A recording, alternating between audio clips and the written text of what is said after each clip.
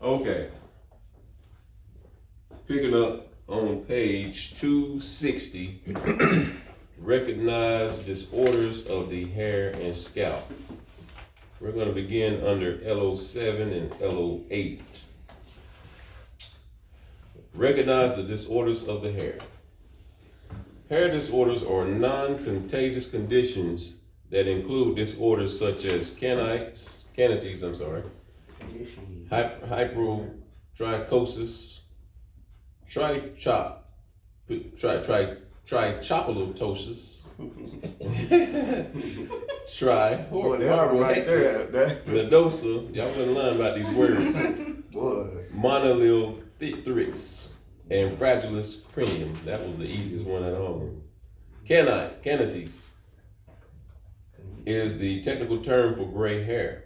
Congenital canities exist at or before birth and generally is part of a disorder known as albino, that affects all pigment throughout the body. Acquired canities develop with age and is the result of genetics.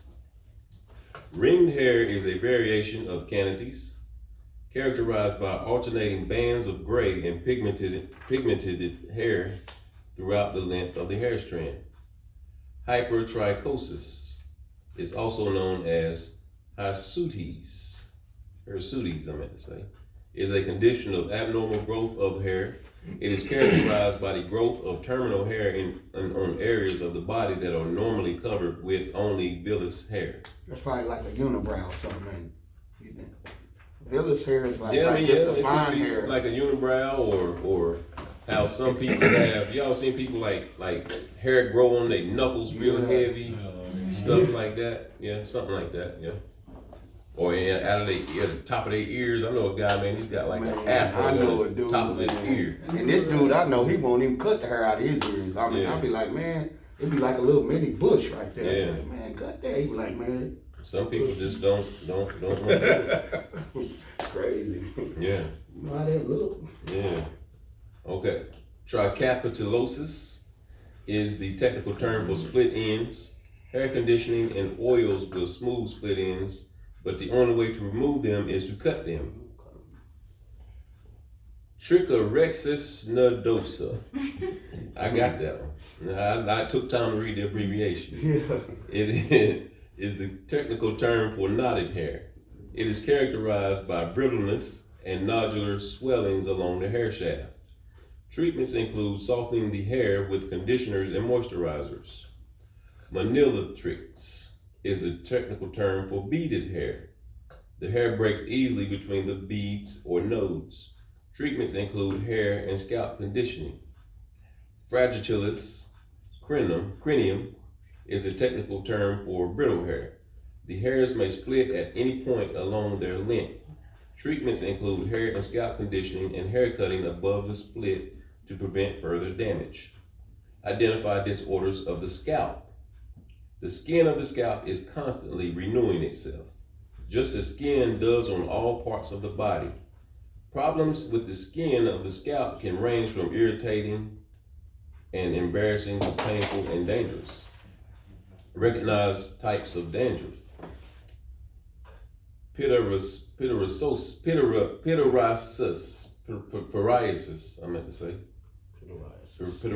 yes, is the technical term for dandruff, which is characterized by the excessive production and accumulation of skin cells. Instead of the normal one-at-a-time shedding of tiny individual skin cells, dandruff is the shedding of an accumulation of large visible clumps of skin cells. It can easily be mistaken for dry scalp because of the symptoms of both conditions are a flaky, itchy, irritated scalp, but a dry scalp does not have the oily scalp that is common to dandruff. An unhealthy scalp, due to poor blood circulation, infection, injury, improper diet, or poor personal hygiene, can contribute to this accumulation, as can the use of strong shampoos and or of inefficient rinsing of the hair. Although the cause of dandruff has been debated for over 150 years, current research confirms that dandruff is a result of a fungus called Malassezia, formerly named Pityrosporum. Malassezia is a naturally occurring fungus that is present on all human skin. but develops the symptoms of dandruff when it grows out of control. Factors including stress, age, hormones, and hygiene can cause the fungus to multiply and dandruff symptoms to worsen. Anti-dandruff shampoos containing antifungal ingredients such as pyrantium zinc, selenium sulfide, and ketoconazole help control dandruff by suppressing the growth of malaria. The two principal types of dandruff are pityriasis capitalis simplex and pityriasis steatoides. Pityriasis capitis simplex is the technical term for classic dandruff, characterized by scalp irritation, large flakes, and an itchy scalp. The scales may be attached to the scalp in masses and scattered loosely throughout the hair. Topical treatments for controlling dandruff include the use of anti-dandruff shampoos, scalp massaging treatments, and medicated scalp ointments. Pityriasis steatoides, is a more severe form of dandruff that is characterized by an accumulation of greasy or waxy scales mixed with sebum. This excessive shedding mixed with sebum causes the scales to adhere to the scalp in patches where they can cause itching and irritation. When this condition is accompanied by redness and inflammation, it is called seborrheic dermatitis, which can also be found on the eyebrows and beard. You should not perform a service on anyone who has dandruff, as the scalp is irritated and itchy. Anti-dandruff shampoos can be recommended to a client with mild conditions, but severe cases should be referred to a physician. At one time, dandruff was thought to be contagious. However, current research has determined that it is not. Regardless of whether or not dandruff is contagious, barbers are prohibited by state barber board rules to use their tools and implements on more than one client without first disinfecting the items. Barbers must always practice approved cleaning and disinfecting procedures in the barbershop before and after each client service. It is also advisable to wear gloves when shampooing a client with a dandruff condition. Identify fungal infections. Tinea. Can you hold on 1 second? Oh, yes. we in that. Yeah, sure. No, go ahead. You got a question? Okay, well, like in the previous paragraph, it says you should not perform a service on anyone who has dandruff. Mm-hmm. But then, right in the next paragraph, it tells you how to do it if you do. Yes, so, the book is contradicting itself. Yeah. Yes. I have never, in my years, not cut somebody's hair because they had dandruff. I've never. I've washed their hair and then cut it. But as far as not cutting it, right. No. Right. But however, I have seen barbers cut hair, with dandruff.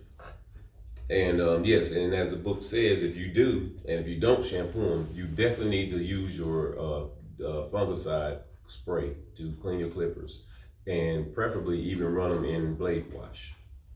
But definitely you want to use first of all, clean your clippers off and then use the fungicide spray. That's a good question, because yes, the book did contradict itself. It does that. I was tripping. It just did it earlier in this book. Earlier in this chapter, it contradicted itself. Yeah. Okay. Tinea is the medical term for ringworm. Ringworm is caused by fungal organisms and is characterized by itching, scales, and sometimes painful circular lesions. It usually starts with a small reddened patch of little blisters that spread outwards and then heals in the middle. With a scale-like appearance, if the ringworm has spread, several patches may be present at one time.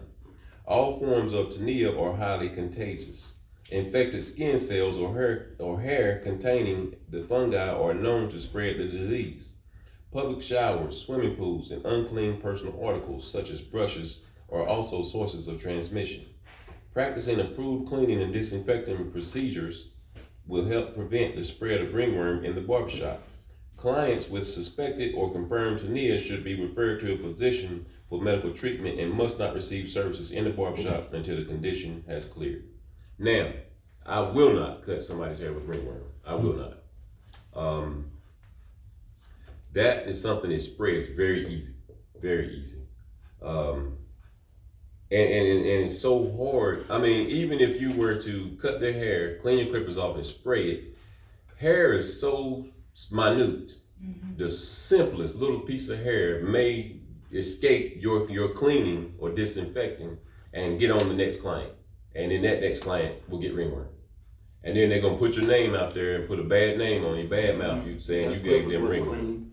And so, yeah, I refuse. I will not cut anybody with ringworm. What you do is go ahead and get that piece of paper out. What's that? Disclosure paperwork.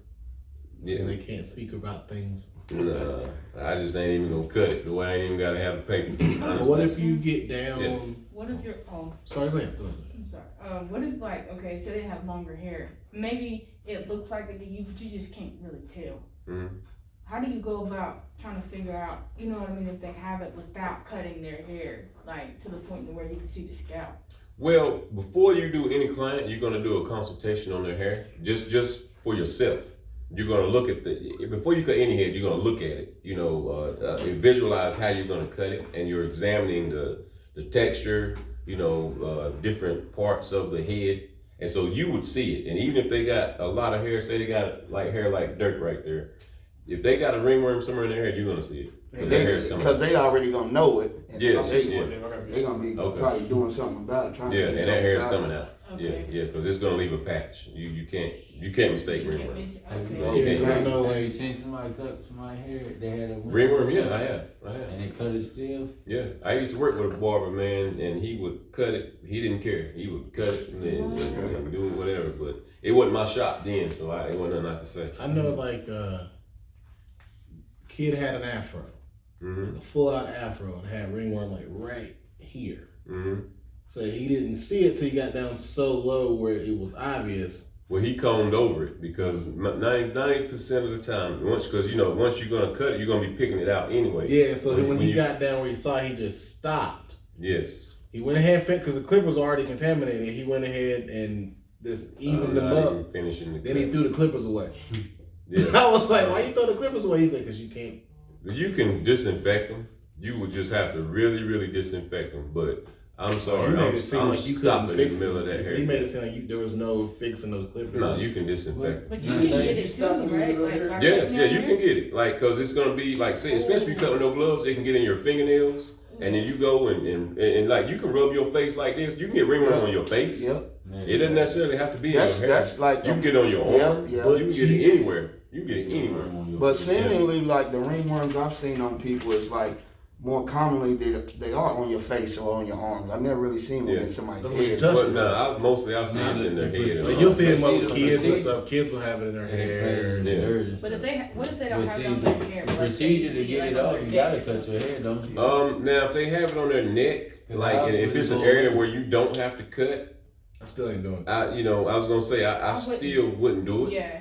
Now if they got it on their arm or something like that, that's still different. ain't doing it because you don't know if they've done this and did this and it ain't really kicked in yet. Right, but the thing is, no, I mean you're right. You're right.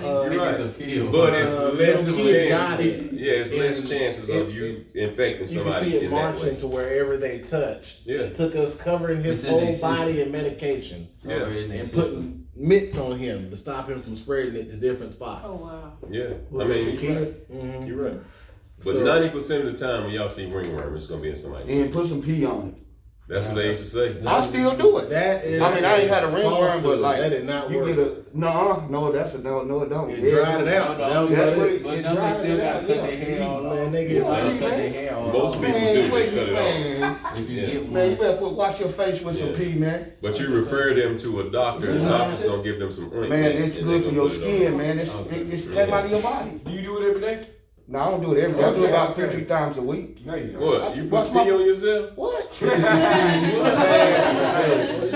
Listen, man, I'm not kidding at all, man. What? You wash your face with pee? Nah, I don't wash my face with pee, man. I mean, if I got like a, like a cold sore or something like that, I put pee on it. Or I don't put earwax on it. You gangster with it, man. I ain't that gangster. Oh, they don't taste like nothing, man. I'm just gonna go over there and get some bliss decks. That don't work. I can't. I'll take my little ointment from the Man, back I'm and let it trying to dry. tell you. I don't know. Man, how long it take for that bliss test to work? About a week or so? You Huh? Yeah. You pee on your face? Yeah. Yeah. Hey, I'm gonna tell you the best kind of pee to put on there. Put some baby pee on there. Some baby pee. Put some baby pee on there. Listen, if I'm gonna do any pee, it's gonna be mine. But I'm not even Man, put that baby. Ain't no nothing. I wouldn't do that, but if I would do it, I would never use it. Ain't Hey, look. Ain't Yeah, nothing you in mess there. up with that Like, pee on your lip, then lick your lips or something. You know what I'm saying? listen, man. Somebody lick your lips, yeah. Oh, Listen, man. I done put pee on my lip. I put I pee on the tissue.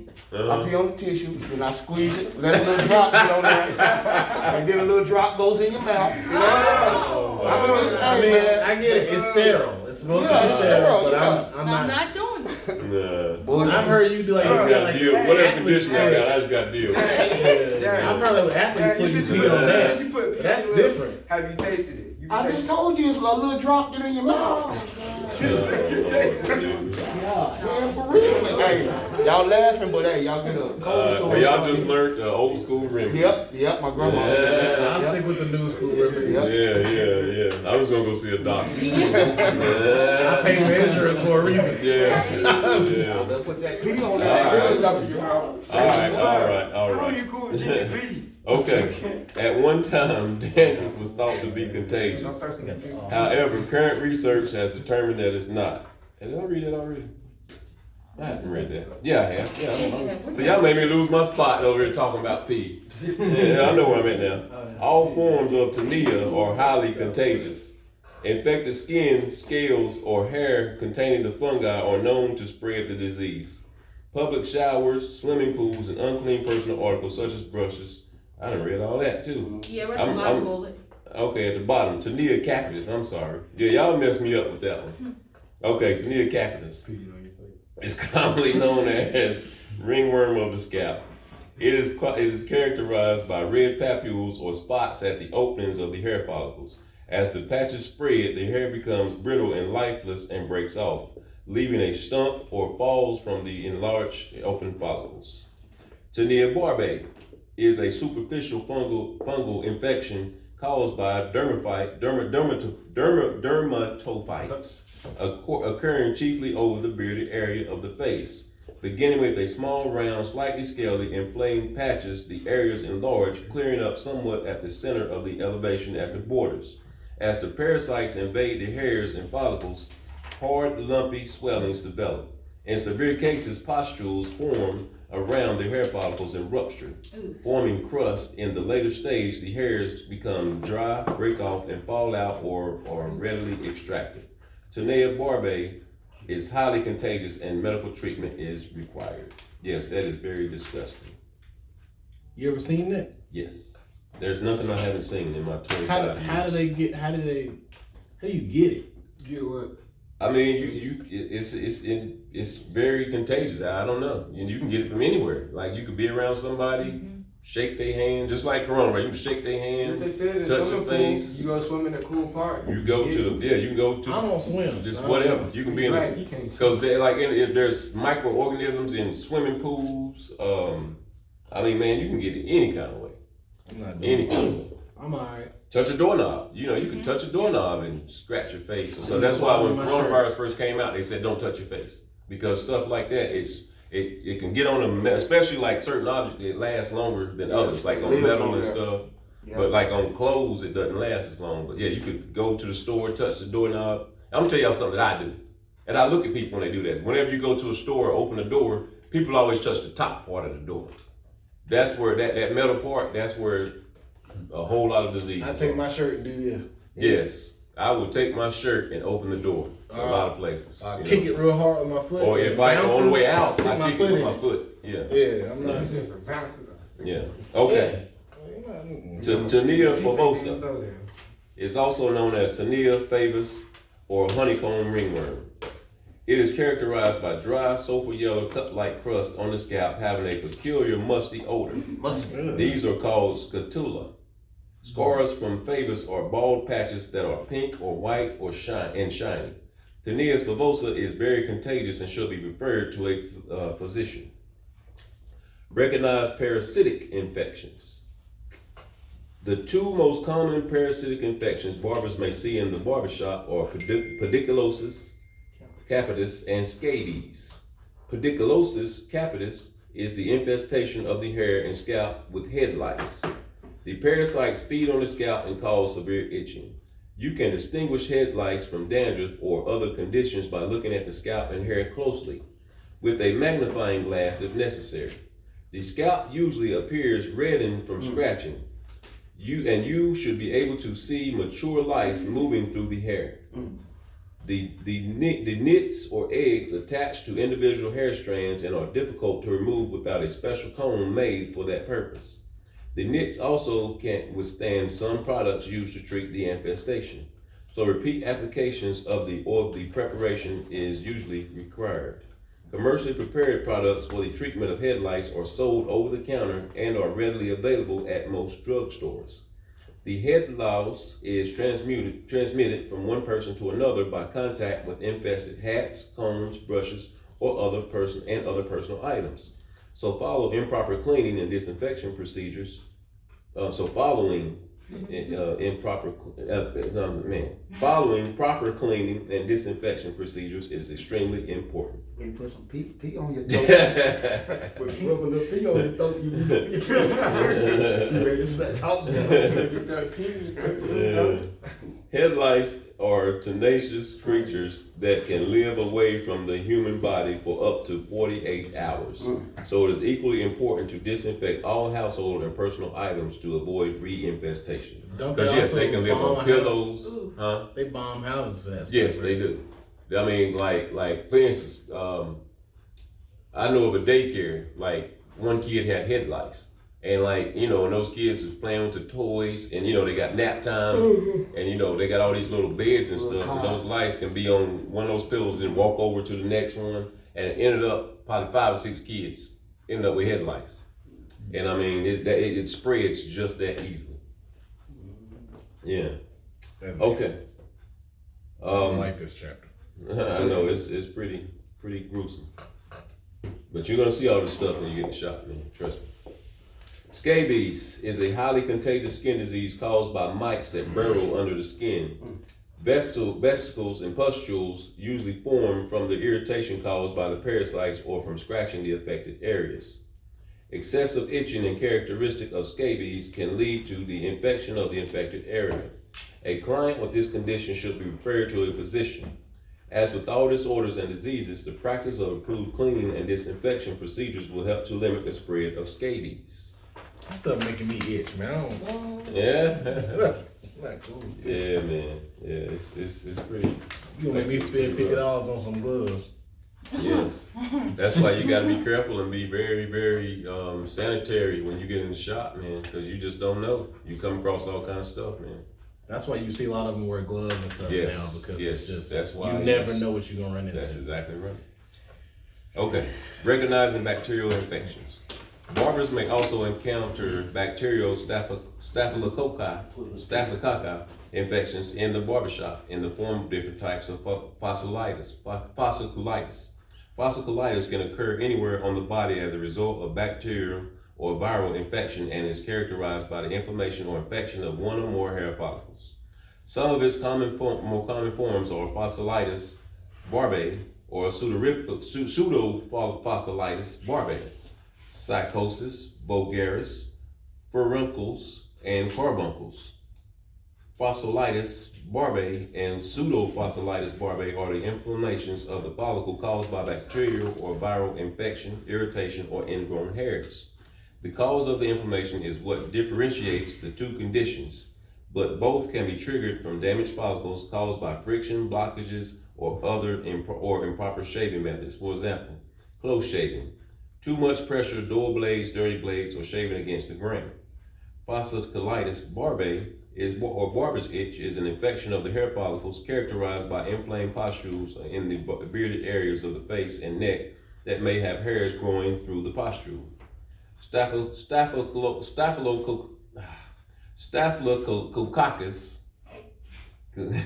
bacteria, most often cause the infection. However, a herpes simplex virus can spread to other hair follicles during shaving, resulting in similar pustule formation and infection.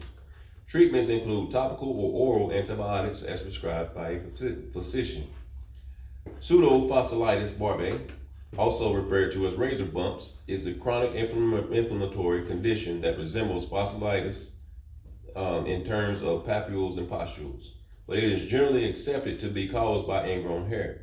The disorder is most often seen in men and women of Mediterranean, African, Hispanic, and Jewish ethnicity. Both can occur in anyone with any type of hair texture. Pseudofossilitis barbae can be caused by improper shaving or by broken hair below the skin surface that grows inside the side of the follicle, causing irritation and swelling that cuts off oxygen to the bottom of the follicle. Bacteria then can have perfect environment for growth, which can lead to the development of pus and, if left untreated, folliculitis. Non-medical treatments for pseudofolliculitis barbae include the use of proper shaving techniques, antibiotic or antifungal preparations, and the use of electric razors or razors designed to cut hair above the skin to minimize outbreaks and irritation.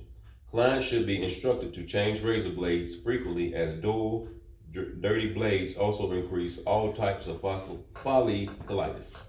Warm compresses and clear gel masks that soothe and heal may help to relieve symptoms.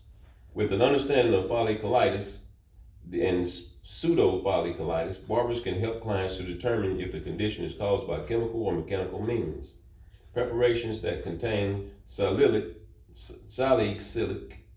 acid to break up infections and kill bacteria are available for the prevention of ingrown hairs. Physicians may prescribe topical or oral antibiotics for more serious conditions. When mechanical causes such as improper shaving or sources of the source of the condition, the barber can offer the client some instruction on proper shaving techniques. Psychosis vulgaris, also known as psychosis barbae, is a chronic bacterial infection involving the areas surrounding the follicles of the beard and mustache areas. It may be contracted through the use of contaminated towels or implements or by contact with public resting areas. The condition can be worsened by irritation caused by shaving or continual nasal discharge. The main lesions are papules and pustules pierced by hairs and crusts that form after eruption. The surrounding skin is tender, reddened, swollen, and itchy. Medical treatment is required, and a client with his condition should be referred to a physician. This infection should not be confused with tinea psychosis, which is due to ringworm fungus. A furuncle or boil is an acute bacterial infection of a hair follicle producing constant pain. A furuncle is the result of an active inflammatory process limited to a definite area that subsequently produces a pustule perforated by a hair. A client with this condition should be referred to a physician. A carbuncle is the result of an acute, deep-seated bacterial infection in the subcutaneous tissue. It appears similar to a furuncle, but it is larger and should be referred to a physician. Now, learn how to perform hair and scalp analysis. This is exactly what I was just talking about when you get ready to cut your client's hair or do any type of service. Barbering service include a variety of applications that benefit from barbers' ability to analyze the condition of a client's scalp and hair. In addition to wave and growth patterns, barbers should be able to analyze the hair's texture, density, porosity, and elasticity.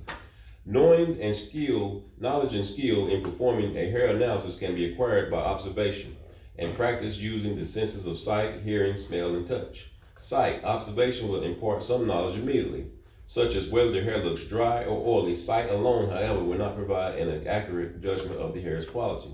Hearing, some clients will volunteer information about their hair, health problems, or experiences with products and medications. Since all these factors are important when deciding how to treat the hair, it is advisable to listen carefully.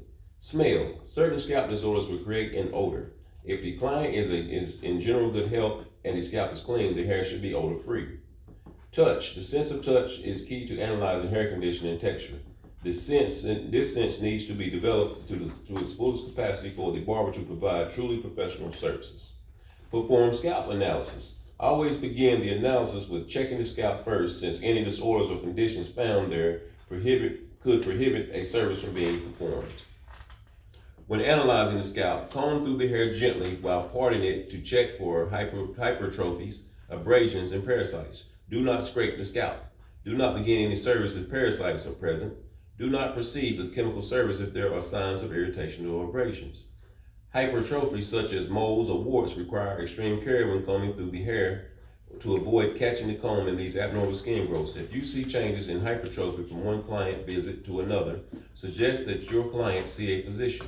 Barbers play a significant role in the early detection of many skin cancers, so any unusual looking pigmentation or growth on the scalp should be referred to a physician. Perform a hair analysis. Observe and consider hair texture, density, porosity, and elasticity when performing a hair analysis. Hair texture refers to the degree of coarseness or fineness of individual hair strands, which may vary on different parts of the head. Hair texture is measured by the diameter of the hair strand and is classified as coarse, medium, or fine. Coarse hair has the largest diameter and tends to be stronger than fine hair. It also has a stronger structure which may require more processing or stronger products during chemical services than medium or fine hair. Generally, it is more difficult for hair lighteners, hair colors, waving solutions, and relaxing creams to penetrate coarse hair. Medium hair texture is the most common and is the standard to which other hair is compared. Medium hair is the hair texture that is considered normal and does not usually pose any special problems or concerns during a haircut. Fine hair is the smallest diameter and is generally more fragile, easier to process, and more susceptible to damage from chemical services than coarse or medium hair. Some fine or very fine hair does not possess a medulla, which helps to account for the smaller diameter of the strand. Wiry hair, whether coarse, medium, or fine, has a hard, glassy finish. Because the cuticle scales lie flat against the hair shaft, it usually takes longer to give this type of hair a chemical service. Testing for hair texture. Hair texture can be determined by feeling a single strand of hair between fingers. Hold the strand securely with one hand while rolling it between the thumb and forefinger of the other hand. With practice, you will be able to feel the difference between coarse, medium, and fine hair textures. Hair density refers to the number of individual hair strands per square inch of scalp area and is classified as thick, average, or thin, or as high, medium, or low density. Hair density is different from hair texture in that individuals with the same hair texture can have different densities or different amounts of hair per square inch. For example, one person may have thick, fine hair while another has thin, fine hair. The average hair density is approximately 2,200 strands per square inch, with the average head containing about 100,000 individual strands. Remember that, because that's going to be on the test. The number of hairs on the head varies with the color of the hair. Blondes usually have the highest density and redheads the least density per square inch. Boy, I used to love me a redhead. Okay, anyway. Me too, You know you boy. gotta I edit used to that love me a part out. redhead. Yeah, hey, my wife don't watch this. Me too. This was before I got married. Me too, boy. Yes, sir. Hair porosity is the ability of the hair to absorb moisture. Y'all got me messed up thinking about redheads. The degree of porosity is directly related to the condition of the cuticle or cuticle layer of the hair. A compact cuticle is naturally more resistant to penetration, whereas porous hair has a raised cuticle layer that easily absorbs water. The porosity level of hair can be classified as low porosity, average porosity, and high porosity, or as resistant, normal, or overly porous. Hair that has moderate or average porosity is considered normal. This hair type presents no special problems, and chemical applications usually process as expected. Hair that is classified as having low porosity is considered resistant. This hair type absorbs the least amount of moisture and may require a more alkaline solution than other hair types. Hair with a high porosity level is considered overly porous and is usually the result of previous overprocessing. Hair in this condition is dry, damaged, fragile, and brittle. Although overly porous hair may absorb liquids quickly, the damaged and open cuticle scales may make it difficult for the hair to retain hair coloring pigments or to react favorably to chemical texture services. Reconditioning treatments, the use of low pH products, and strand tests are recommended prior to performing chemical service on hair in this condition. Testing for hair porosity. The porosity of the hair can be checked by holding multiple strands of dry hair between the fingers while sliding the thumb and forefinger of the other hand down towards the scalp. If the hair feels smooth and the cuticle is compact, it is considered resistant. If you can feel a slight roughness or the imbrications of the cuticle scales, the hair is porous. Should the hair break or feel very rough, the hair is probably overporous. Hair elasticity is the ability of the hair to stretch and return to its original length without breaking, and is an indication of the strength of the side bonds in the hair. Hair with normal elasticity tends to hold the curl from sets and permanent waves without excessive relaxing of the curl. Hair with low or poor elasticity is brittle and breaks easily. Hair in this condition may have been overprocessed during previous chemical applications or may be the result of poor nutrition or internal disorders. Testing for hair elasticity. Gently tug a few strands of clean, wet hair as shown in figure 10.29. Hair with normal elasticity will stretch and return to its original length without breaking. Curly or wavy hair may stretch up to 50% of its original length and return to that length without breaking. Hair that breaks easily or fails to return to its normal length has low elasticity. That concludes chapter 10. Are there any questions? No? Lot. Huh? Yes, there is a lot in this chapter here. A lot to take in. There's a lot of conditions that can happen with the skin, the scalp. Man, it's surprising